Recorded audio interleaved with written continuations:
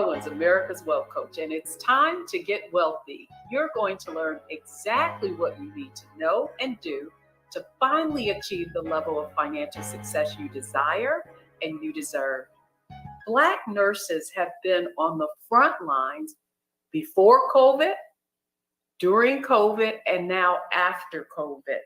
They make up about 7% of the nursing population.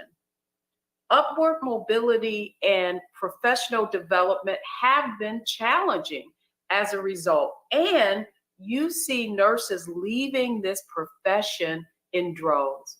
Well, today we're going to talk with somebody who's made it her mission to help Black nurses thrive in spite of these volatile times that we find ourselves in. So here are the 3 takeaways from today's show. First, as it relates to your career, you need to understand that it is a contact sport. And so to that end, professional development is critical, and joining a professional organization can make all the difference. That's why I'm excited to have our guest here today. She's Meedy Bartonelli, and she is head of nursing oncology at MedStar Health in Washington, D.C., but she's also the founder of the Black Nurses Collaborative, really designed to help Black nurses thrive in the industry, provide them with professional development and networking opportunities. And it is my pleasure to welcome Meedy to Get Wealthy today. Welcome to Get Wealthy, Meedy. Thank you so much for having me, Deborah. What an honor, and thank you for being able to share that platform. I wasn't sure who you were talking about, but I'm glad to be here. Well, yeah, I want to talk about your Black Nurses Collaborative, of course, because I do feel like in so many professions, Black women specifically are on the front lines, but we hit a career ceiling, and so much of it, of course, a lack of diversity, a lack of access to opportunities to move our career forward, and often we don't have that person available to whisper in our ear, and so that's why I believe that professional organizations are so important. And so I want to begin our conversation there. Meedy, you have had quite the career in nursing. You've been in ICU, right? And now you're in oncology. Interesting in terms of the different, kind of polar opposites, if you will. But I'm interested to know your perspective on nursing and what was the catalyst for you starting the Black Nursing Collaborative? Great question. And we can have a 2-hour discussion just on that one question alone, Deborah. So I'll try to be succinct. You alluded to that in your introduction.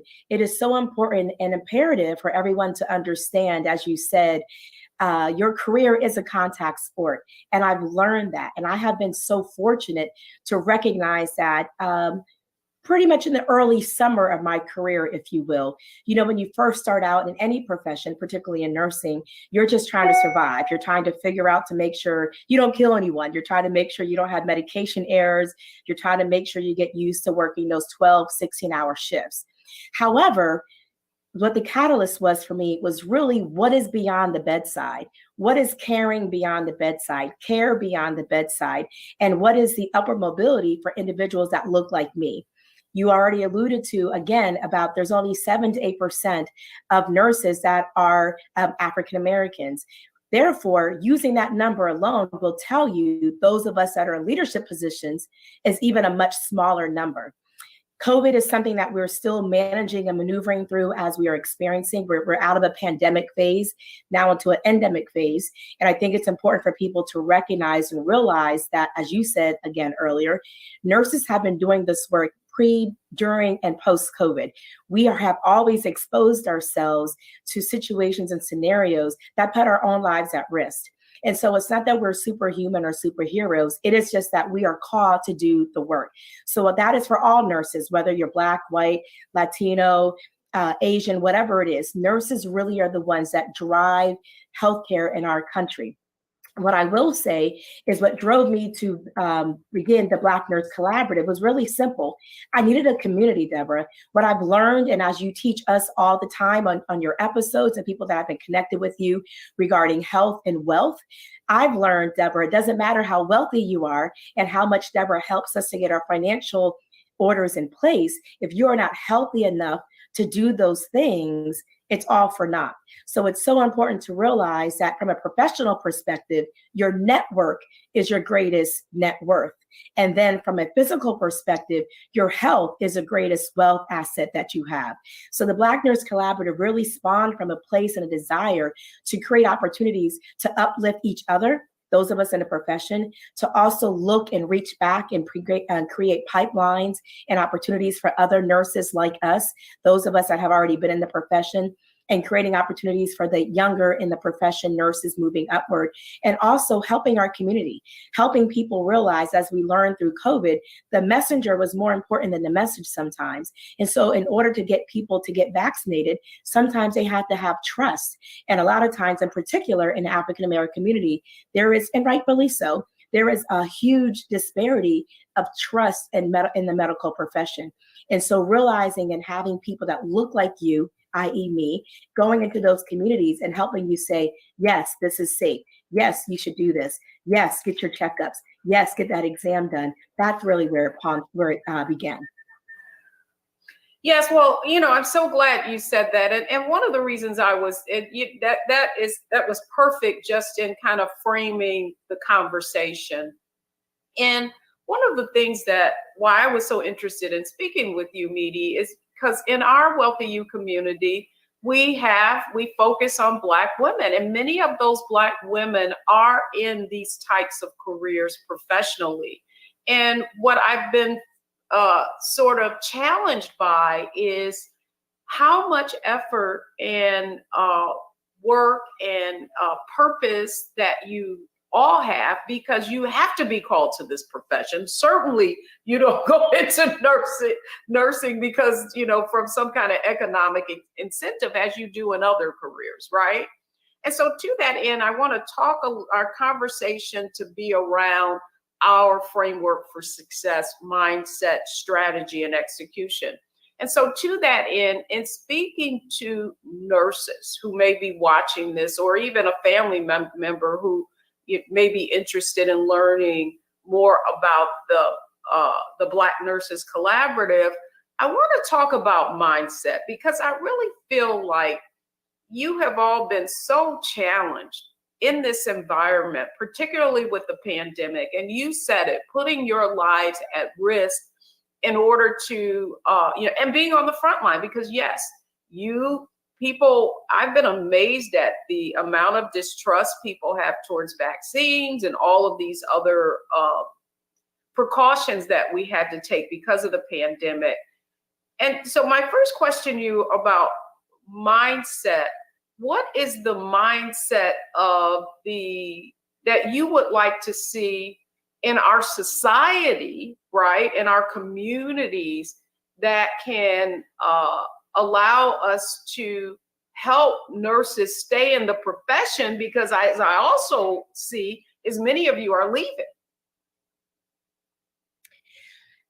Wow, very loaded question. And I would first start with saying that nursing is truly a calling. It is something that you have to do and that you want to do to make sure that you are giving back. I think it is important for the community, and what I would implore everybody is to really value your health. Our healthcare system, I call it sick care system, really needs a complete overhaul. We really need to make sure, Deborah, that we are doing more preventative care, that we have more community-based health initiatives to make sure the communities are healthy and safe. And we also need to make sure that education and health literacy starts at a very young age, and that we also make sure that professionals that are in, as you alluded to earlier, very high stress jobs recognize the importance of maintaining their health and well-being, because that is why the system is now completely overstressed.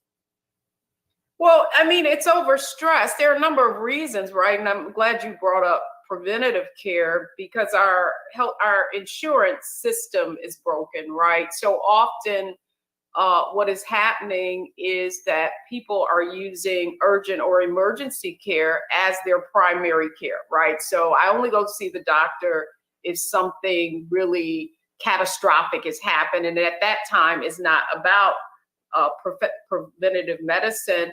But I do love the fact that you have, you are communicating to the community itself the importance of taking care of ourselves health-wise, so that then that is more preventative and it's behavioral. However, I would love to ask you this question, and it is in many of our communities, part of that stress, right? And part of our health outcomes are based on stress, the environment that we're in.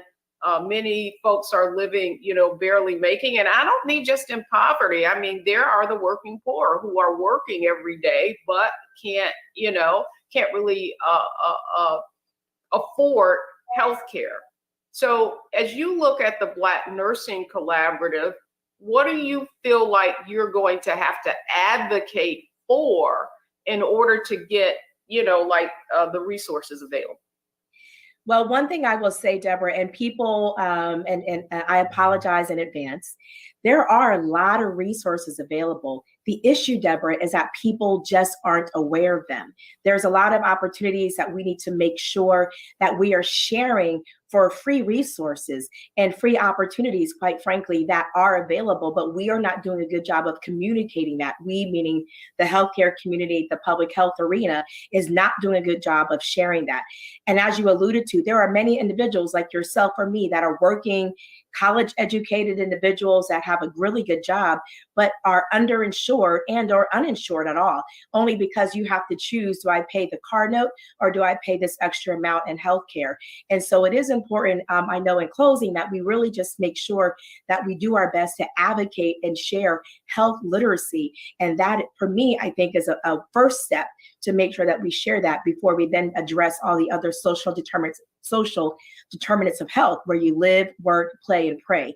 So it's important to make sure that we as a community understand that, and that we also let individuals know where they can get those additional resources.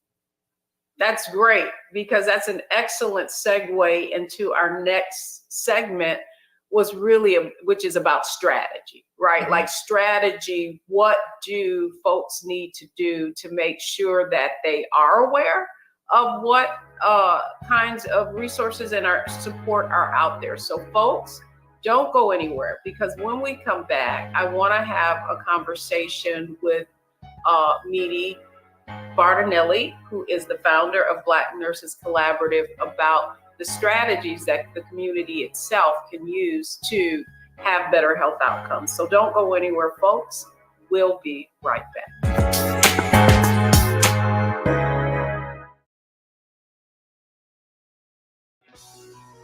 Let's be honest, as successful women, we're crushing it.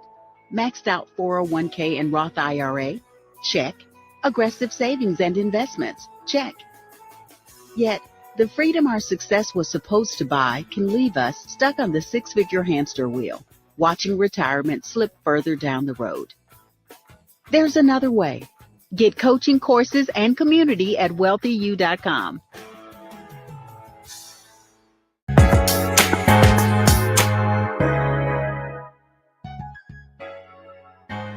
Welcome back, everyone. I'm Deborah Owens, host of Get Wealthy. And what we're talking about today is the fact that your health is wealth.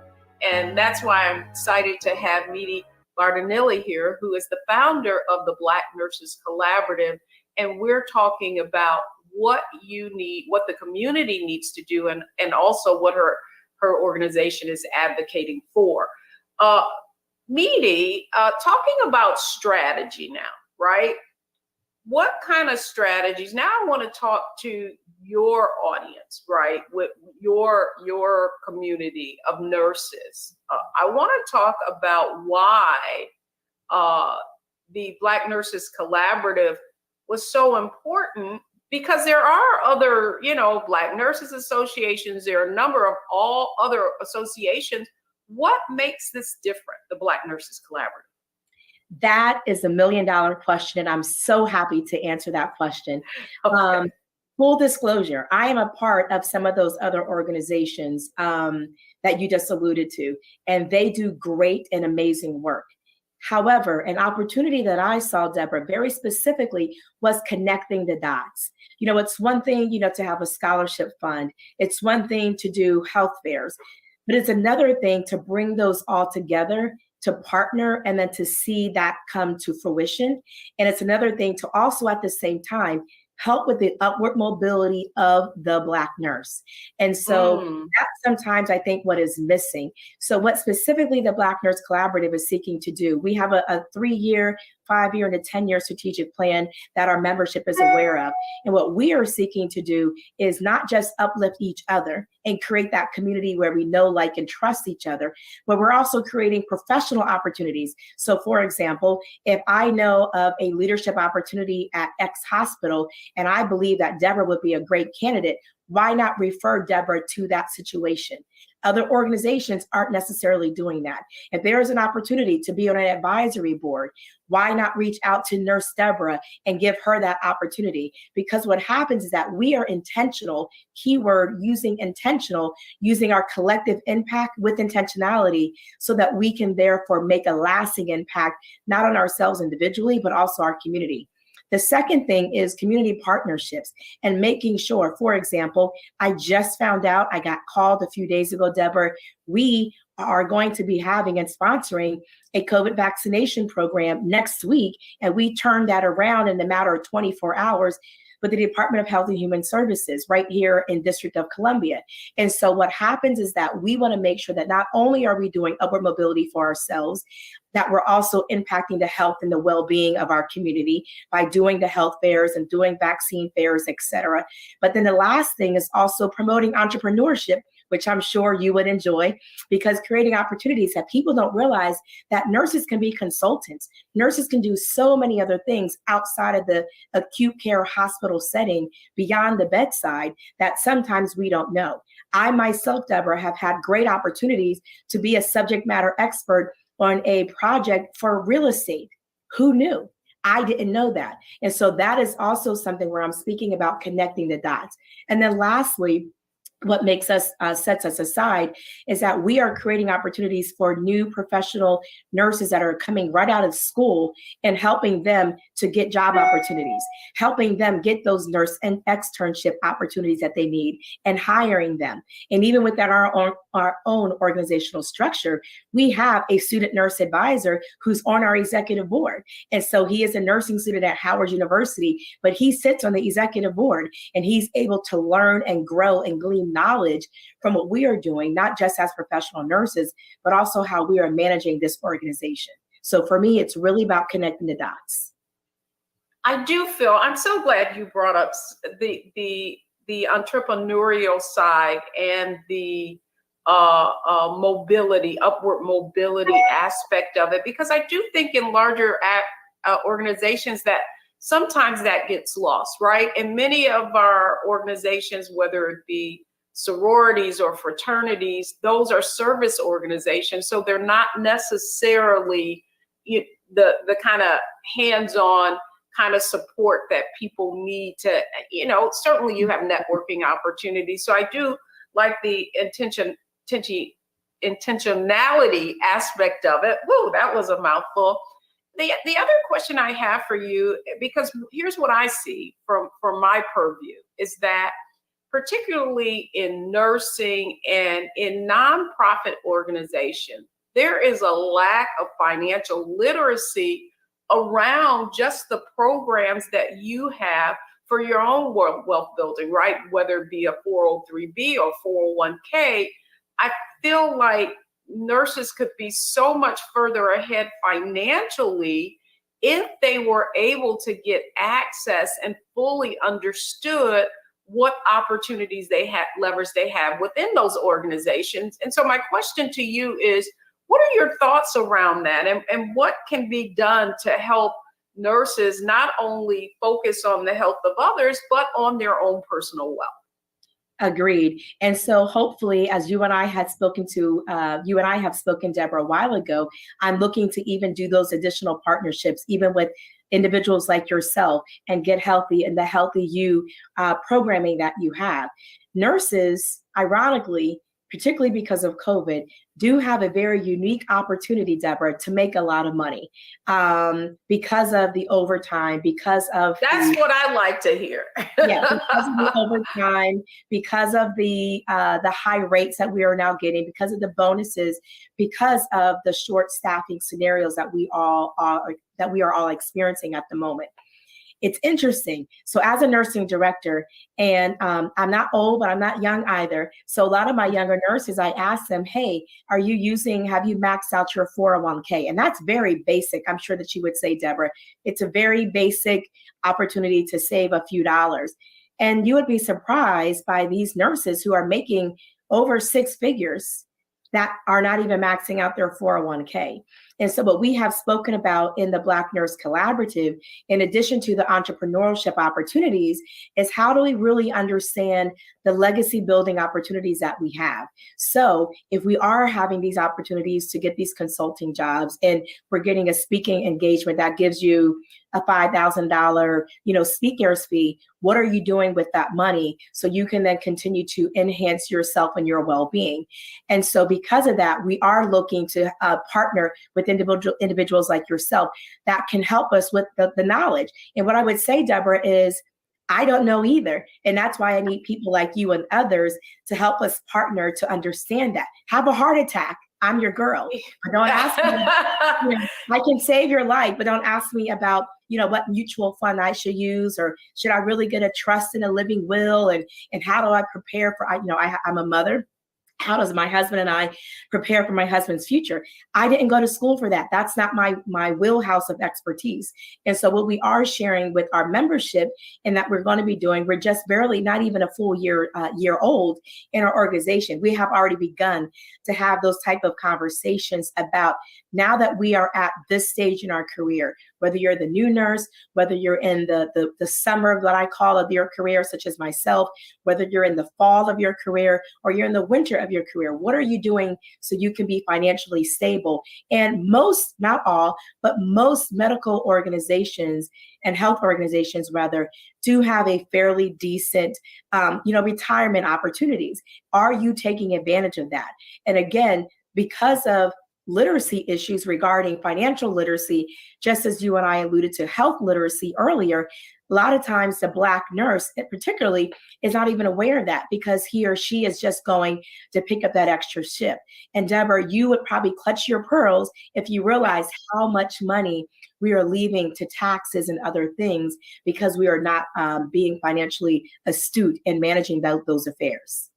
Yeah, but what I would say, I'm even going to push back on that a little bit, because here's the issue that I see is that within your organizations, with whatever health institution or healthcare institution you with, they have plans, right, for you. And those administrators, whatever those who are investment companies, they really are. They really are tasked with helping the members of the plan understand what they have, right? And so I really feel like there's a disconnect there, not to toot my own horn, but I'm frustrated when someone comes into the Wealthy You community and they've been working for an organization for more than 20 years and they have not fully taken advantage of all of their benefits, or even worse, they are putting the maximum in, but because of the choices that they've made, they have half of what they could have had they had the knowledge. Do you know what I'm saying? So I'm just going to put a plug in there for you guys. And I'm going to say that you guys need to be advocating within your organizations to hold these plan administrators to the fire so that they can come and talk to the members within your respective companies or organizations. So that's all I wanted to say. And it's not on you. And that's the point that. And what I would say to that, as we toggle the pushback, is that's what I'm saying. Sometimes you just have to pause and take care of you, whether that's physically, mentally, financially, whatever it is. What I will say, Deborah, at my organization, they have a table in the cafeteria, often at least once a month, with the people that are just sitting there. I can tell you, people walk right by that table and don't reach out to them. No different than what I alluded to earlier, that at least in the District of Columbia, there are a plethora of very free opportunities to help those that are underinsured or uninsured, but we just don't know. And so I think, using to your point, you made a very valid point, that is what we have just begun to talk about, of the financial well-being of us as nurses as well. And are we doing those things that you just spoke to? And can we have a seminar where we have a person like Deborah come and speak to us about maximizing the opportunities even where you are? And so I think those are both opportunities where you, the individual, have to begin to value yourself. You know, health is your greatest wealth, your greatest asset as well, but even your financial assets, you have to make sure that you're looking at the opportunities you do have. Everybody may not be able to afford a financial planner, but are you speaking to the free financial advice that you can get right when you walk through the cafeteria? And many of us aren't doing that. So your point is very well taken. That's good, because when we come back, that's the perfect segue into execution. You know, we've talked about mindset and the kinds of the environment that you're all dealing in as nurses. And we've also talked and the opportunities that, you know, it is interesting. That's one of our one of the principles of Wealthy You really are, that sometimes problems can be opportunities. And even though nurses are leaving the industry, it has created some other opportunities. But when we come back, I want to talk about execution. I want you to provide our viewers, and if they're in nursing, and I think it'll probably apply to any industry, what they need to be thinking about to actually execute on the opportunity. So when we come back, folks, mindset, strategy, and execution. Now, what do you need to actually do to execute on the information that we're sharing with you today? Don't go anywhere. We'll be right back.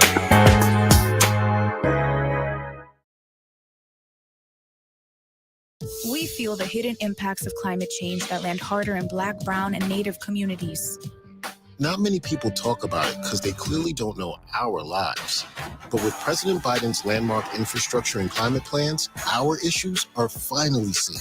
Removing lead pipes means we know our water is safe.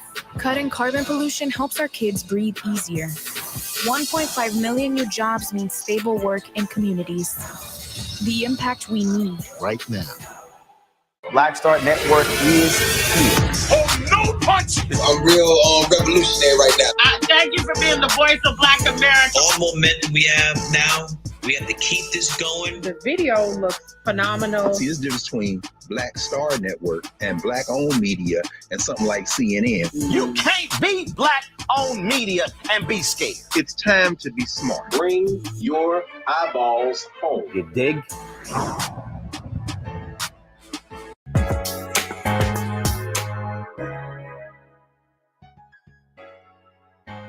Welcome back, everyone. I'm Deborah Owens, and we're getting wealthy today, but we're getting wealthy and we're learning about the nursing profession, the challenges, but also the opportunities. Welcome back, our guest, Needy Bartonelli. And Needy, now I want to talk about, and that's what I'm excited about, your Black Nurse Collaborative. I've been sort of stalking you on LinkedIn because I'm always interested in specifically the industries where we have a significant number of women of color. And so to that end, you've talked about the Black Nurses Collaborative and taking on, focusing on the kind of entrepreneurial opportunities that your nurses in your profession can take advantage of. Talk to us a little bit about, like, how do you see that? What are these opportunities that your potential membership needs to be aware of? The first one is opportunities to be lecturers at some of the local, depending upon where you are, in nursing schools. There's a huge shortage. You think there's a nursing shortage, Deborah, of nurses at the bedside. It is a much more difficult and a huge conundrum of having nursing professors. Regardless if you're Black or white, it doesn't matter. There is definitely a shortage of nurse educators in to educate the new nurse. And so that is an opportunity that we are also trying to facilitate and develop relationships with local universities and schools of academia that we're able to help the nurse. The second one is paid positions, quite frankly, on many boards. People forget and don't understand that is also an opportunity, because most organizations, not all, but there is a large number of them that are looking to have that ear and that voice of a health individual as they're having conversations about their organization. That's an opportunity. Then the other one is creating your own coaching opportunities, where you are creating spaces in a place and you're developing programming around helping individuals in their career professions. Believe it or not, there is no real easy pathway to say, if I want to be a director, how do I do that? If I want to become a COO of an organization, how do I do that? If I want to become a chief nurse officer, what does that look like? Nurses in our training, we're taught about the healthcare, we're taught about the bedside, we're taught about the medical issues that we're seeking to address. But we're oftentimes not taught nor educated about the business of healthcare. And so there's opportunities as well for individuals who have been successful to partner in doing those things and creating those relationships. And my own organization, we have members that own a scrub line. We have members that have just created and developed their own compression stockings business as well. We have members that have created an actual school of certified nursing assistants and home health aides. So you have nurses that are teaching them. So we have people who own and operate several businesses within our organization, in addition to consultancy. As I said, that is a huge opportunity as well, because many organizations, even hospital organizations, don't necessarily need someone full time, but they might need you to upstand a project or a program. And so you can get paid to do that. You can get paid to help to write curriculum. And so those are opportunities that a lot of times that we don't think about, because we do it second nature, Deborah. And so to take a moment and think about, how is it that I can monetize for my brilliance? How can I take the brilliance that I have and create a financial stream of income to help me and my personal family? So I think those are opportunities that oftentimes the Black and any nurse, quite frankly, will miss. And so I would even implore, as you indicated, beyond nursing, think about what it is that you do. What is that passion that you have that people are always asking you for? And what I've learned, Deborah, is that I've missed many opportunities of just giving out my knowledge and my brilliance for free. And I realized, wait a minute, that's what consultants do. Wait a minute, you mean to tell me that I could create an LLC, and when I'm doing this conversation or doing this, that I could charge $100 or $200 or whatever it is an hour, that you might need me to review a program or proposal for you, and I can make income? Because no one can take away from Edie Bartonelli my lived experiences or my experiences as a nurse. No matter of what you have done, my knowledge and my background is what is valuable to that individual. It's interesting, the shift that we're seeing, and just around entrepreneurship, right? And really not thinking of ourselves as just employees, right, and earners, but also how to take those skills and talents and monetize them.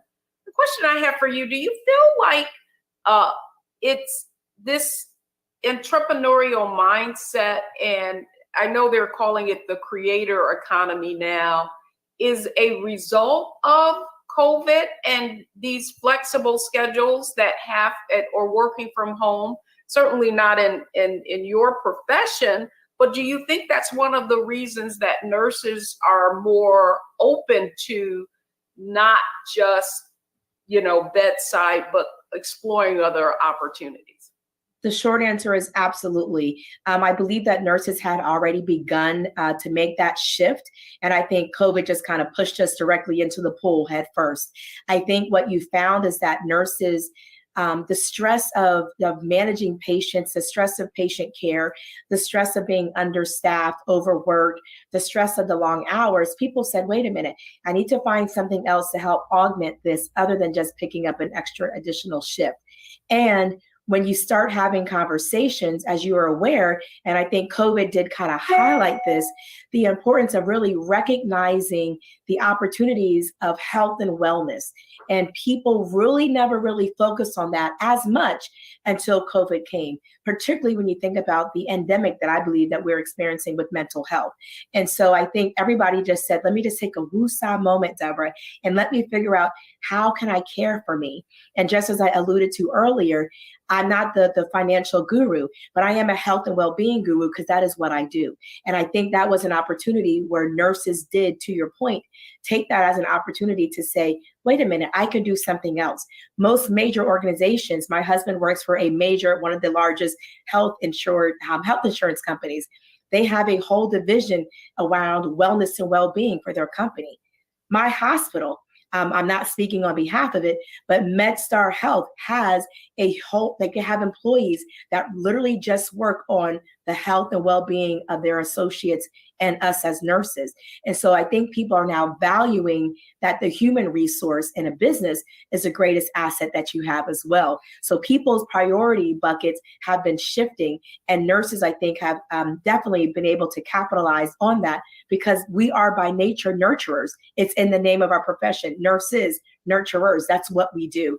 And so no shade or no pushback to our physician colleagues or anyone else, but we truly are the ones that are at the bedside for 12 hours a day. And so you have to, what does a nurturer do to reinvigorate and revitalize him or herself? And so, yes, nurses definitely, to your question, use this opportunity for other entrepreneurship things to make sure that we realize that we can add value to corporate America. You said something interesting, and you said something really interesting, and that is that we're seeing a almost tipping point, if you will. So you have nurses leaving the profession, or you have nurses who are looking at other entrepreneurial pursuits. What do you think the impact of the healthcare industry itself and being able to close the gap between the people that are leaving and less people entering the profession? How do you see that playing out? Well, what I would say to that, Deborah, is that is another $1 million question. So much so that all three of the major nursing associations, the National League of Nursing, the American Nursing Association, I'm chair of the DC Board of Nursing, which is a part of the National Council State Boards of Nursing. They have literally gotten together to talk about the next stages of nursing workforce. We don't have an answer. We're trying to figure it out because you can't make people go into the nursing profession. However, what I allude to and what I appreciate is the fact that nurses are now more valued and appreciated than we have been. And as you said in your opening introduction, we have been doing this work before Florence Nightingale, quite frankly. And so I think it's an opportunity for people to recognize, just as we did about teachers, people more so appreciate teachers after COVID in particular, because, luckily my son, and we still had some challenges, my son was an older child. I could not imagine teaching a pre-K or a kindergartner online, Deborah. And so I think the shift has really just been an appreciation for the profession. For the last 20 years, we have been listed as as the most trusted profession, but we're often the most underpaid and underappreciated and overworked. And so what happens? And so again, there is no specific answer to your question. I just think that we as nurses have to continue to care for the nurses that are entering into profession, creating opportunities for them to feel that it is a profession, not just a job, and that also making sure that other industries are valuing, within our own industry, healthcare, value the nurse. Show us value and pay us our worth.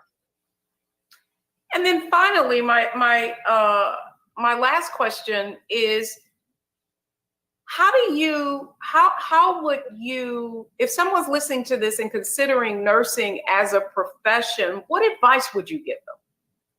Go into the profession because you care And nursing is truly nothing but the business of caring. If you love people, if you love seeing somebody who was not able to walk and then 2 weeks later they're walking, if you love really caring about humanity, nursing is a profession for you. If you are able to multitask and you like and you thrive in a very high impact, very challenging profession, that is what we do every day. If you like and really can understand all aspects of healthcare, nurses, quite frankly, we are interpreters for the physician. We're social workers. We're pharmacists. We're therapists. It is a scenario that there has never been, even though, yes, it is a challenging profession, I have not yet negated or been frustrated with the fact that I chose this profession. Because why? I love helping people, and I thrive and I live off of a spirit of service. And so that would be my first thing. Don't go into it for the money. Don't go into it just because you saw and you think it's sexy because you watched ER or Grey's Anatomy or any of those shows. Truly go into it because you are making a difference. That nurse at that bedside, you are holding the hand of individuals that you're basically a surrogate family member. And if you love and you enjoy that, nursing is absolutely the best profession, and I don't regret a single minute of it. So inspiring, Meaty. What I love about what you just said is it's not the money, it's the mission. And to that end, we've learned so much, but when we come back, I want you to consider it our lightning round. Analyze, optimize, maximize. If a nurse is watching this show, what I want to come back and you to share with them is what they need to focus on in order to accelerate their growth in their career, ultimately finding that nexus of being valued, right? And having value and actually creating a purse of their own. So when we come back, folks, it's our Analyze, Optimize, and Maximize segment. Don't go anywhere.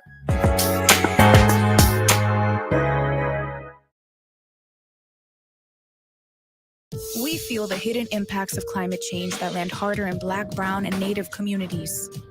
Not many people talk about it because they clearly don't know our lives. But with President Biden's landmark infrastructure and climate plans, our issues are finally seen. Removing lead pipes means we know our water is safe.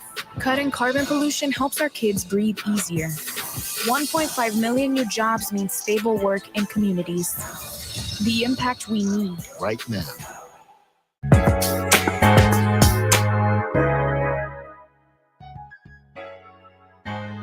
I'm Deborah Owens, America's Wealth Coach, and we've been having a fascinating conversation with Meaty Bartonelli of the Black Nurses Collaborative. As you all know, nurses have been on the front line, and this is really about how can we help them really succeed in what has been pretty volatile times for them. And that's why I'm glad to welcome back Meaty Bartonelli and to talk about the Black Nurses Collaborative. You really gave us an overview of what your objective is and how you're different from the other associations, of which there are a few in Black nursing. So I'd like for you to first share with our audience, specifically those in the nursing profession, what they should be thinking about in how they need to be analyzing the marketplace themselves so that they can succeed and flourish in spite of all of the kind of challenges and obstacles that have presented themselves. Deborah, I would just say, first of all, thank you for that. And thank you for painting a very good framework for this picture. Nursing is a very, very rewarding yet challenging profession. It's not easy, but it's extremely an opportunity to truly be able to give. And it's one of the very few professions where you can see the fruits of your labor most times, depending upon where you are. in the profession. And I would just implore to everybody is find yourself a tribe, find yourself a community, find yourself a mentor. One of the greatest mentors that I've had, and she was a white woman, her name was Becky Rose, God rest her soul. When Becky first hired me into my very first nursing role as a cardiac ICU nurse, I was one, Deborah, of only 3 out of a staff of about 40 nurses. And so what she said to me is, be confident in what you know and confident in what you don't know. And what I took from that nearly 2 decades later is to be confident in your skill set. So anybody that is a current nurse or an aspiring nurse or in nursing school, first make sure, unlike any other profession, if we make a mistake, Deborah, that is truly life or death. If I administered the wrong medication, the wrong dose to the wrong patient at the wrong time, it has catastrophic consequences. So it's important for us to be first clinically competent, know what you know, and know that you know what you know. And I say that in just because it's important that you realize what you do makes a difference. Literally, it's life or death. The second thing is, particularly as an African-American nurse, find yourself a role model. Find yourself a coach or a mentor that is going to put you on the trajectory for whatever it is that you want to do. For example, if you are a med-surg nurse and you think that you want to go into pediatrics or you want to work in an ER, find a nurse who is doing that thing and connect with him or her. And make sure you are connecting. Create time. Go shadow. Make sure you are having that actual experience. If you are someone like myself, where you're already in a leadership role and you may have aspirations for something else, find that mentor, because it's not about competition, Deborah, it's about collaboration. And I implore any nursing leader, as any leader should, is you should start thinking about succession planning. And if you don't make that thing known, if you don't let them know that you have that interest, then that is a missed opportunity. If you are in an acute care hospital setting, get on those hospital committees. Learn the workings of hospitals, Deborah. Understand that the policies and procedures and how they come about. And make sure that you find somebody who's going to take the time to share and walk you through that process. And then lastly, what I would say, well, second to last, what I would say is join an association, have membership, and be an active member. Don't be a sideline participant. Put on a helmet and get in the game. Understand what's happening. Ask questions. And as my mentor, Becky Rose, said to me, the only dumb question is the one that you don't ask. And so be confident of who you are, what you are in your knowledge base, but don't be afraid to go seek those things that you don't know. And so again, I've had the blessed opportunity being a Howard grad and having and being fortified and understanding of who I am. I've never had that timid spirit of going to ask questions. And I think for us, particularly as African-American nurses, that we don't see ourselves in those situations. And that's why representation does matter. So when you do find that individual, do your best to try to latch on and to learn and to ask questions that can then help you move forward in your trajectory. As you said earlier, your professional career is a contact sport. If you sit on the sideline, you're going to have that same desk job for the next 20 years. And that's okay, right, Deborah, if that's what you choose to do. But if you have aspirations, you're going to have to do something different. You know, the saying is that a wise man learns from a fool man's mistakes. So don't just keep sitting there and not asking the person who is successful. So for me, it is those things. And then in closing, I have 5 leadership tips, Deborah, that I share with new nurses that I hire, whether it's a new grad nurse or my manager that I hire that works for me. First, have compassion. Because imagine that person in that bed or who you're serving could be you. Have integrity. Do the right thing to do because it's the right thing to do. Washing your hands should not have been such a phenomenon during COVID because we've been washing our hands. So if you weren't washing your hands, you were nasty, Deborah. Go wash your hands. Do the right thing because you should wash your hands. So compassion, integrity. The third thing, Deborah, is do the work. Have a good, strong work ethic. Come to Washington Hospital is not Bartonelli Hospital Center. So as long as I'm there, I am going to do the best job that I can to make sure that my patients, my staff, my fellow colleagues get the best of me while I can, because that's what I'm paid to do. So do the work. So have compassion, have integrity, have work ethic. And then the next thing is also make sure you're a good communicator, Deborah. I don't know what I don't know. And I tell the nurses that I lead, I tell the patients that I go around on, if you don't tell me you're having pain in your toe, how do I know that? Unless I'm asking, but you also have to communicate. My nursing staff, I didn't know that you had a desire to go be on this committee. I asked, but you never said anything. So sometimes it is hard, and I might be harsh, Deborah, but you have to let that thing be known in order for people to help you communicate your needs and your desires. And then lastly, teamwork. You have to be a great team player, at least in the healthcare profession. There is not a single day, Deborah, that I can do my job and not have somebody assist me. Period. Point blank. It's impossible. And I say there aren't a lot of things that I say that are impossible, but it is impossible to work in a hospital, to be a nurse, and not ask someone for assistance. And so having those 5 things, I think, will set you up for success. And you just transition that and mold it differently if you're in a leadership role. But making sure that you communicate and get that person behind you that is going to support you, Deborah, and be confident what you know and confident what you don't know. Well, I'll tell you, media, talk about analyze, optimize, maximize.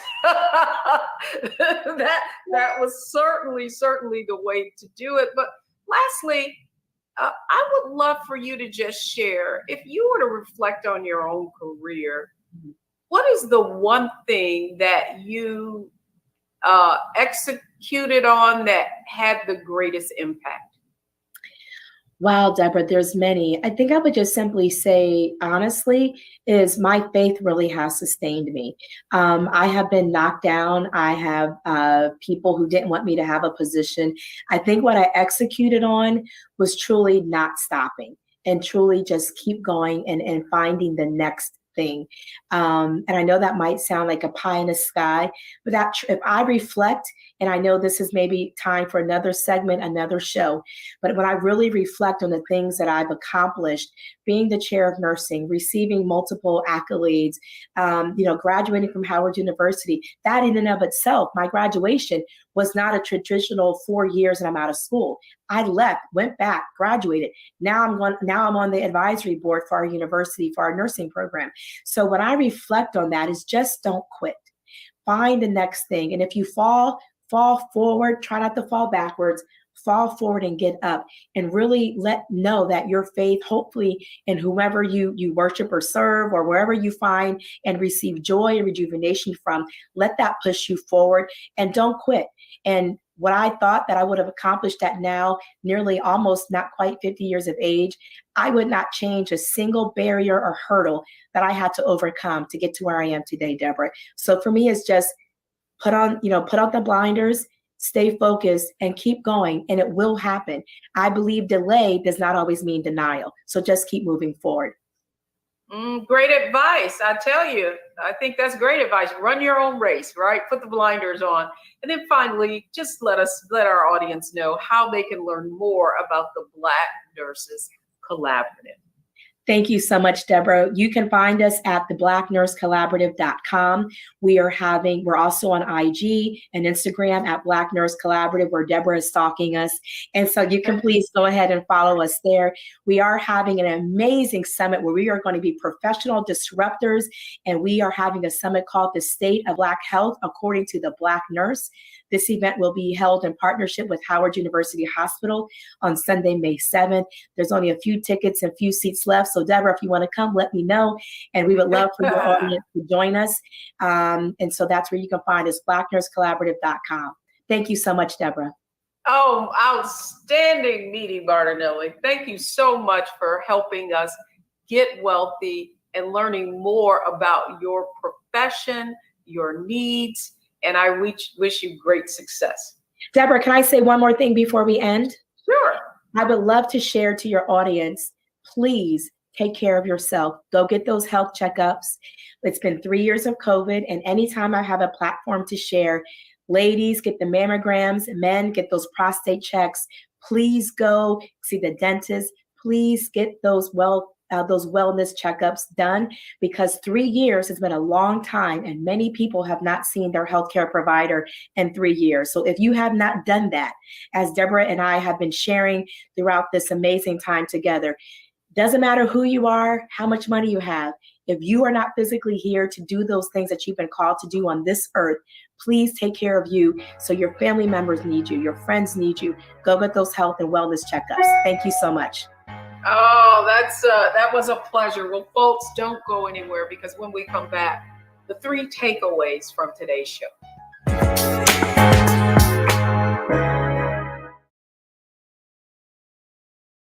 When we talk about Blackness and what happens in Black culture, we're about covering these things that matter to us, speaking to our issues and concerns. This is a genuine people-powered movement. There's a lot of stuff that we're not getting. You get it. And you spread the word. We wish to plead our own cause. Too long have others spoken for us. We cannot tell our own story if we can't pay for it. This is about covering us. Invest in Black-owned media. Your dollars matter. We don't have to keep asking them to cover our stuff. So please support us in what we do, folks. We want to hit 2,000 people, $50 this month, raise $100,000. We're behind 100,000, so we want to hit that. Y'all money makes this possible. Check some money orders. Go to P.O. Box 57196, Washington, D.C. 20037-0196. The Cash App is $RM Unfiltered. PayPal is R Martin Unfiltered. Venmo is RM Unfiltered. Zelle is Roland at RolandSMartin.com.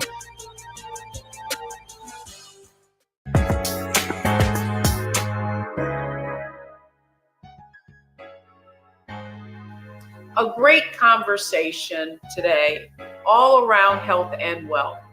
And here are our 3 takeaways from today's show. The first one, health is wealth.